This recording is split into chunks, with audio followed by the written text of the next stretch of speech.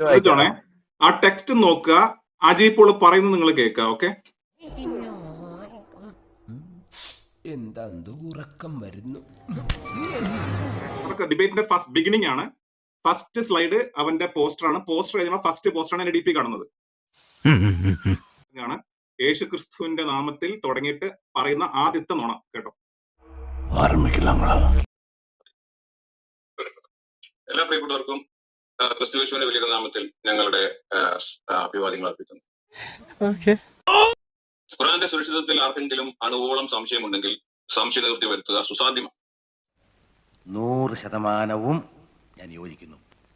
പശ്ചിമാഫ്രിക്കയിലെ പുസ്തകക്കടയിൽ നിന്നൊരു കോപ്പി വാങ്ങിച്ച് ജാവയിൽ ഖുർആൻ മനഃപ്പാടമാക്കിയ ഒരാൾ പാരായണം ചെയ്യുന്നതുമായി അതിനെ തട്ടിച്ചു നോക്കിയാൽ, ഒരാൾ പാരായണം ചെയ്യുന്നതായി അതിനെ തട്ടിച്ചു നോക്കുമ്പോൾ ഒരു പ്രശ്നവും ഉണ്ടാകില്ല.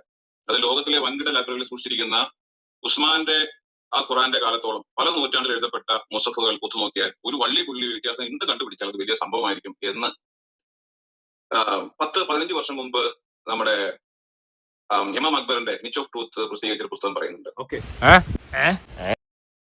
ഇമാം അക്ബറിന്റെ മിച്ച് ഓഫ് ട്രൂത്ത് പ്രസിദ്ധീകരിച്ച പുസ്തകം പറയുന്നുണ്ട്. ഓക്കെ, മോന്റെ പേരെന്താ? നല്ല മൊയ്താന്നല്ല. കേട്ടല്ലോ എന്താ പറഞ്ഞത്? ചളമായെന്നാ തോന്നുന്നു. DP ഇട്ടിട്ട് പറഞ്ഞു 10-15 കൊല്ലം മുമ്പ് ഇമാം അക്ബർ ഒരു പുസ്തകത്തിൽ പറഞ്ഞു. ആ DP ഏതാ പുസ്തകം?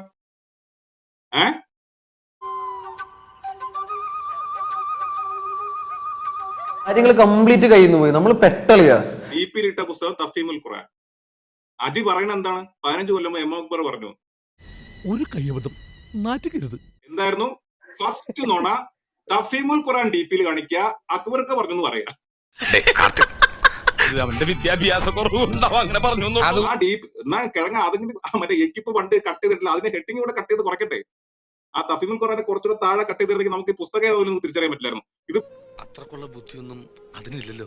ഇത് നമുക്ക് ഒന്ന് അനലൈസ് ചെയ്യാം. എന്തിനാണ് തഫീമുൽ ഖുർആൻ DP കാണിച്ചിട്ട് അക്ബർക്ക് എഴുതി വെച്ചെന്ന് പറഞ്ഞത്? എന്തിനാണ് അജി? ഓരോ ഉടായ്പായിട്ട് അറിയിക്കോളൂ. അനലൈസ് ചെയ്യാൻ പറയാ. എഴുതി കൊടുത്ത വ്യക്തി ആ കാര്യം ശ്രദ്ധിച്ചില്ല. ഈ വൃത്തികെട്ടവനാ എല്ലാത്തിനും കാരണക്കാരൻ. നീ എന്നെ ചതിക്കുകയായിരുന്നു, ഞാൻ പതുങ്ങിയിരിക്കുകയായിരുന്നു. കൊല്ലണ്ട അവനെ. തുടങ്ങുന്നത് മുതൽ നുണയാണ് പറയുന്നത്. ഫസ്റ്റ് പ്രസന്റേഷൻ യേശു ക്രിസ്തുവിന്റെ നാമത്തിൽ തുടങ്ങുന്ന ഫസ്റ്റ് സെന്റൻസ് മുതൽ പറയുന്ന നുണയാണ്. ഇനി ആ ലക്ഷണം കണ്ട വാക്ക് നീ കടിച്ചു തൂങ്ങാതെ പ്ലീസ്. ഒരു നിമിഷം ഞാൻ തിരിച്ചു പോയി. വിവരമില്ലാത്ത ഒരു ഗുണപ്പുറപ്പാണെന്തെങ്കിലും കരുതി നീ എന്നോട് ക്ഷമി. ഒരു സംശയം. പിന്നെ വാദം എന്തേനു ആദ്യത്തെ? ഇത് എന്തിനാ വാദിക്കുന്നത് എനിക്ക് മനസ്സിലായിട്ടില്ല കേട്ടോ. ഇത് എന്തിനാണ് തഫീമുൽ ഖുർആൻ കാണിച്ചിട്ട് അക്ബറുടെ പേരിൽ പറഞ്ഞു എനിക്ക് മനസ്സിലായിട്ടില്ല. നിങ്ങളൊക്കെ ഒന്ന് പറ്റിക്കാൻ വേണ്ടി ചെയ്തതാ. ആരോ പെടുത്തിയതാന്ന് വെച്ച് തോന്നുന്നു. ഇങ്ങനെ പറയണമെന്ന് പറഞ്ഞായിരുന്നു. ആ പാക്ക് ചവച്ചിരിക്കുന്ന കിളവനെങ്കിലും ഒന്ന് സഹായിച്ചു കൊടുക്കുക. ഇത് എന്നെ ഉദ്ദേശിച്ചാണ്, എന്നെ തന്നെ ഉദ്ദേശിച്ചാണ്, എന്നെ മാത്രം ഉദ്ദേശിച്ചാണ്. സംശയമുണ്ടോ?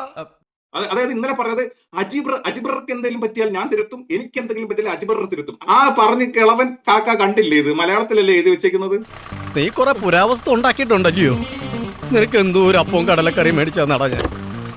ഞാൻ പറഞ്ഞില്ലേ, ഇവന് അറിയില്ല എന്നുള്ളത് അറിയില്ല. ഈ മുസാഫുകളെ കുറെ പോലെ തന്നെയാണ് എഴുതപ്പെട്ടിട്ടുള്ളത്. ഈ 7 രീതിയിൽ വായിക്കുമ്പോഴും എന്നുള്ളത് അവനറിയില്ല. അത് അവന്റെ അറിവില്ലായ്മ. ഇപ്പൊ നമ്മളെ ക്ഷമിച്ചു കൊടുക്കുക. വേണ്ട സാർ, വിവരമുള്ളവർ എന്തെങ്കിലും പറഞ്ഞെന്ന് വെച്ച് വിവരമില്ലാത്ത സാർ എന്തിനാ മറുപടി പറയാൻ പോകുന്നത്?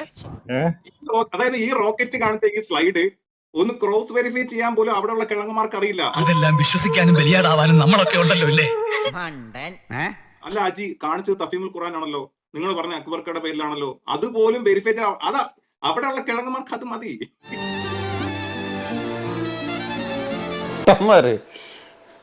പൊട്ടന്ന ലോക പൊട്ടനാണ്. അല്ലെങ്കിൽ വേണ്ട, ഞാൻ ഇത് ടോപ്പിക് വിടാം. ഞാൻ അവിടെ കയറി പറഞ്ഞ പോലെ അജി ഇവിടെ കയറി എന്ന് പറയട്ടെ, എനിക്ക് അതിൽ തെറ്റ് പറ്റി, ഞാൻ അതിൽ ക്ഷമ ചോദിക്കുന്നു, അല്ലെങ്കിൽ എനിക്ക് അബദ്ധം പറ്റിയതാണ്, അത് വിട്ടുകളത് പറയട്ടെ, നമ്മൾ വിടാം.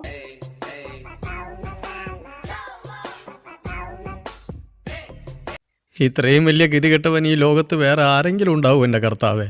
നടക്കട്ടെ. ഇൻഷാ അല്ലാഹ് അടുത്ത സ്ലൈഡുമായി വിരവിൽ സന്ധിക്കും വരെ ഗുഡ് ബൈ. അങ്ങനെയാ കഴപ്പങ്ങ് തീർന്നു കിട്ടി. വീണ്ടും സന്ധിക്കവരേക്കും വണക്കം.